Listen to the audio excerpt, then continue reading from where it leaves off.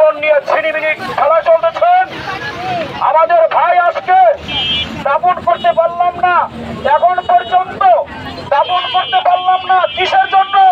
অতি দ্রুত ব্যবস্থা নিন, অতি তাড়াতাড়ি যথাযথ কর্তৃপক্ষের কাছে আমরা আহ্বান জানাচ্ছি।